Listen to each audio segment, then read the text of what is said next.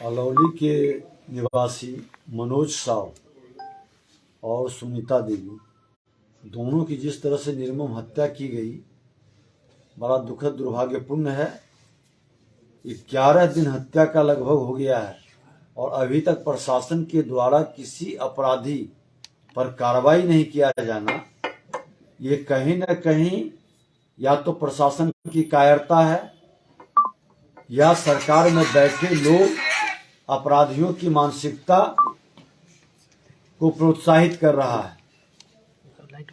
और इस घटना को लेके जिस तरह की उसके परिवार दहशत में है, उसको सुरक्षा और मुआवजा सरकार दे, अपराधियों को अविलंब गिरफ्तार करे, और नहीं तो फिर विपक्ष के नाते भारतीय जनता पार्टी ये भ्रष्ट प्रशासन और शासन में बैठे लोग जो जंगल राज को जनता राज बता रहे हैं, वो गुंडा राज में तब्दील करके भय पैदा कर रहे हैं, व्यापारियों के बीच एक दहशत का वातावरण बना रहे हैं। और माननीय मुख्यमंत्री जी, आप इस गुंडा राज को जनता राज कह करके बिहार के लोगों का जनादेश का अपमान कर रहे हैं। आपको शर्म लगनी चाहिए। आकर के कभी इस पीड़ित परिवार का यात्रा के क्रम में ऐसे पीड़ित परिवार को आपको जाके मिलना चाहिए, उसके दर्द को समझना चाहिए और उस अनाथ उस परिवार के लोगों से मिलकर के उसके प्रति संवेदना व्यक्त करनी चाहिए। नीतीश कुमार 5 जनवरी से फिर बिहार विकास विकास यात्रा पे, इसको कैसे देखते हैं? विकास के लिए कितना इफेक्टिव मान रहे हैं या फिर ये सिर्फ महज पॉलिटिक्स है? ये विकास और समाज सुधार यात्रा पर जा रहे हैं। बिहार की बर्बादी करके विकास की गति को रोककर विकास को भ्रष्टाचारियों के हवाले कर दिए और समाज सुधार की बजाय समाज की बर्बादी करके ये अब जातीय उन्माद पैदा करेंगे, समाज को लड़ाने का एक वातावरण तैयार करेंगे। इनके बड़े भाई जो आदर्श हैं, श्रीमान लालू प्रसाद यादव, सामाजिक नरसंहार कराते थे और सत्ता प्राप्त करते थे। ये भी अब उसी राह पर बढ़ने की तैयारी में है। एक माहौल समाज के अंदर ये पैदा करना चाहते हैं, उन्माद पैदा। जनादेश आपको मिला था बिहार में सुशासन लाने का, जनादेश मिला था बिहार में सबका साथ सबका विकास करने का, लेकिन आपने उस जनादेश का अपमान करके जिसको सत्ता से जनता ने बाहर की, उसी के गोद में जाकर बैठकर अपराधियों और भ्रष्टाचारियों के साथ गलबहियां करके बिहार को जंगल राज को जनता राज बता रहे हैं। लेकिन बिहार अब जंगल राज से भी आगे निकल गया। गुंडों के हवाले बिहार को आपने कर दिया है। जिस तरह की घटना घटित हुआ है खगड़िया के अंदर, और 11 दिन में ये घोर आश्चर्य है कि किसी अपराधी पर कोई दबिश नहीं हुई, कोई पकड़ाया नहीं, उसका उद्भेदन तक नहीं कर पाया प्रशासन। इससे ज्यादा शर्मनाक स्थिति और क्या हो सकती है? तो यात्रा को क्या माना जाए? ये महज राजनीति है या फिर ये पिकनिक 24 की तैयारी? ये हर वर्ष यात्रा में निकलते हैं, 13 यात्रा कर चुके हैं। इस मौसम में ये पिकनिक मनाने का इनका हर वर्ष ये यात्रा है। इस यात्रा से क्या फायदा है? राजद के ही प्रदेश अध्यक्ष जगता बाबू ने कहा कि यात्रा का अगर जो लाभ हुआ रहता तो फिर यात्रा निकालने की जरूरत नहीं होती। ये मजाक बन रहे हैं, इनका इकबाल खत्म हो रहा है। यात्रा के नाम पर ये जाकर के जिस शराब के नाम पर वातावरण को दूषित करवा रहे हैं, जाकर के उस शराब से पीड़ित परिवार से मिले।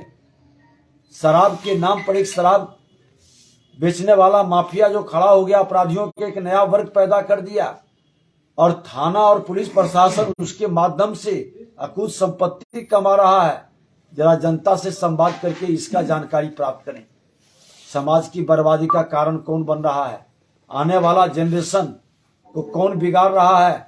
और सिर्फ आप शराबबंदी के नाम पर बिहार के नौजवानों के अंदर उजला जहर, अफीम, ब्राउन शुगर, कोकीन, ये सारा जो बच्चों के बीच फैला रहे हैं, उसको रोकने की बजाय ये शराब के नाम पर एक माफियागिरी करवा रहे हैं। इनके भ्रष्ट पदाधिकारी, पुलिस पदाधिकारी उसको संरक्षित कर रहे हैं और बिहार पूरी तरह से नया जनरेशन को प्रशासनिक अराजकता के शिकार होने के लिए छोड़ दिए हैं। बिहार में 5 जनवरी से भारत जोड़ो यात्रा कांग्रेस का शुरू हो रहा है। राष्ट्रीय अध्यक्ष भी बांका आ रहे हैं, उसको आप किस रूप में देख रहे हैं? वो कह रहे हैं कि देश का विषय माहौल आज अपराध के इसी पर जुड़ा है। सर इस पर एक 24 को एक मिनट, मैं कशिश न्यूज से जी। राष्ट्रीय अध्यक्ष भी आ रहे हैं, भारत जोड़ो यात्रा बिहार में उनका शुरू हो रहा है। उस यात्रा को आप किस रूप में देख रहे हैं? आपने देख लिया कि कन्याकुमारी से दिल्ली तक पहुंच गए।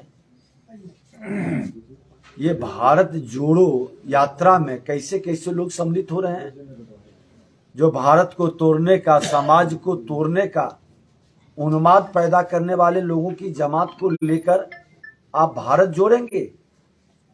अरे पश्चाताप करना है तो अखंड भारत के निर्माण के लिए संकल्प लीजिए ना। किसने भारत तोड़ा? भारत का बड़ा भाग क्यों पाकिस्तान और बांग्लादेश बन गया? उन बांग्लादेश और पाकिस्तान को मिलाने की कुव्वत है। वो भी देश के प्रधानमंत्री नरेंद्र मोदी जी आज कश्मीर को भारत का पूर्णतः एक राष्ट्र, एक विधान, एक प्रधान का सपना को साकार किए। भारत जोड़ो का अभियान अगर जो मन के अंदर पवित्रता है तो अखंड भारत के लिए संकल्प लीजिए और आइए, कदम बढ़ाइए।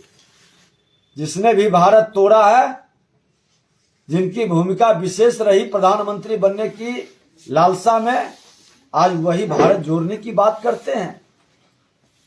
और किन लोगों को लेके जा रहे हैं? जो भारत तोड़ने में भूमिका निभा रहे हैं, उसकी जमात उनके साथ चलती है। वैसे लोग जो समाज को तोड़ रहे हैं, ये सब एक छलावा है लोगों को बरगलाने का।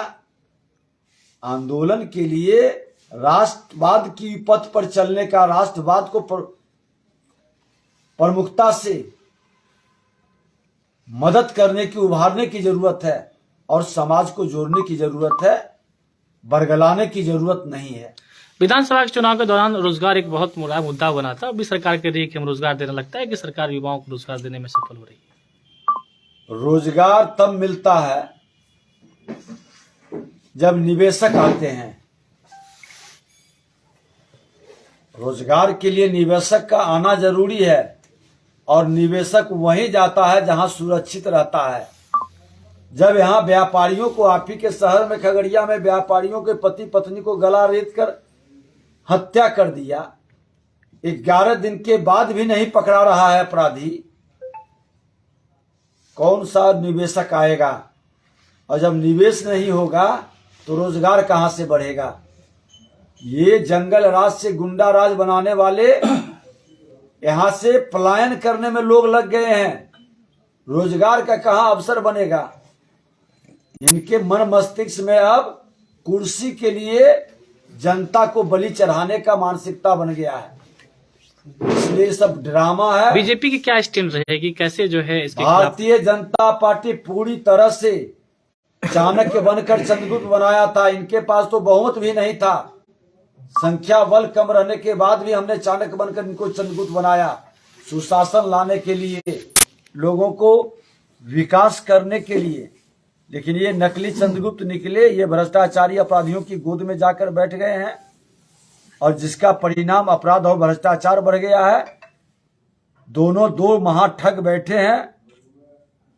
मुख्यमंत्री को प्रधानमंत्री का सपना दिखा रहा है, उप मुख्यमंत्री को मुख्यमंत्री का सपना दिखा रहा है। अब दोनों ठग एक दूसरे को ठगने में लगे हैं और इस ठगीकरण के चक्कर में बिहार की जनता त्राहिमाम कर रही है। प्रशासनिक अराजकता बढ़ने से भ्रष्टाचार चरम पर है। महंगाई को कैसे देखते हैं? सर